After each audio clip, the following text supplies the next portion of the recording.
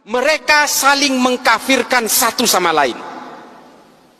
Ini loh efek dari yang namanya paham al-wala wal bara. Siapa pencetusnya? Ibnu Taimiyah. Bantah saya.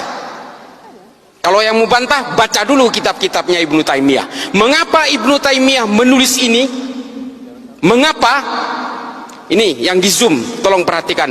Ibnu Taimiyah hidup pada masa keruntuhan Bani Abbasiyah dari serbuan bangsa Mongol tahun 1258. Dan ketika itu Ibnu Taimiyah hidup pada masa periode peperangan orang Eropa dengan orang Arab Islam untuk memperebutkan Yerusalem. Ini kuncinya. Makanya kalau kita baca semua kitab-kitab Ibnu Taimiyah itu betul-betul selalu menggugah keterpurukan politik Islam pada masanya. Makanya kalau di TV saya sering bilang gini adik-adik, kita ini semua bukan penganut agama sebenarnya. Kita ini adalah penganut tafsir-tafsir agama. Maka kita kemudian semua berbeda-beda. Sesama agama Islam pun tafsirnya berbeda-beda. Makanya kita ini adalah penganut tafsir-tafsir agama. Kalau kalian tanya saya, Islam ini agamanya apa? Islam. Ada pertanyaan lanjutan, NU apa Muhammadiyah? Sunni apa Syiah? Belum bicara manhaj, belum bicara ijtihad, belum bicara mazhab. Syafi'ikah, Malikikah, Hanafikah, Hambalikah? Ini tafsir-tafsir semua. Sesama Islam, sesama Syafi'i, sesama NU pun masih ada yang satu pengusung khilafah, yang satu bukan.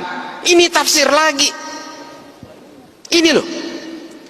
Makanya kemudian kita itu, saya sering sekali saya berbicara di media ini, janganlah kemudian kalian mengklaim kebenaran-kebenaran itu. Karena Allah itu betul-betul menekankan dengan cetak tebal dalam Al-Quran itu, bahwa saya menciptakan manusia ini dalam segala perbedaannya, baik bersuku-suku, berbangsa-bangsa, dengan tafsir-tafsirnya, beragama yang berbeda, dengan konsep lita'arofu. Ini loh, lita'arofu itu apa? Saling mengenallah kalian, berinteraksilah kalian dengan segala perbedaannya. Perbedaan ini sunnatullah. Adik yang tidak pakai hijab, Islam. Hah?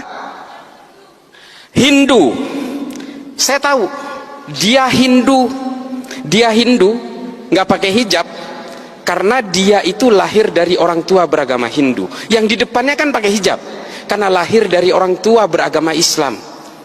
Ini takdir-takdir kelahiran dan keimanan itu tidak bisa dipisah begitu saja, Dek.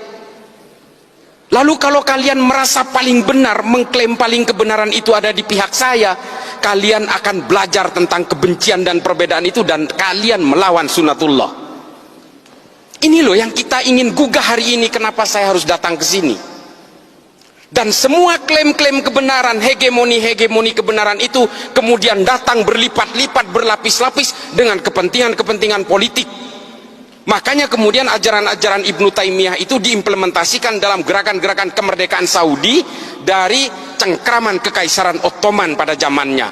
Lalu kemudian keterpurukan politik Islam di Mesir dijadikan juga sebagai acuan-acuan oleh Said Qutb dalam Jahiliyatul Qarnil dari Fi Dilalil Quran dan juga Malim fil Tariq. Dari situ kemudian berkembang, ditulis oleh Muhammad Qutb dengan Jahiliyatul Qarnin Isrin. Ditulis ulang oleh Al-Qaradawi, Ayman Al-Zawahiri, diimplementasikan oleh Osama bin Laden, oleh Abu Bakar Naji dalam Idarat At-Tawahus. Kemudian semua bergulung-gulung dengan kebencian-kebencian dan brutalitas. Itulah yang menciptakan teror itu.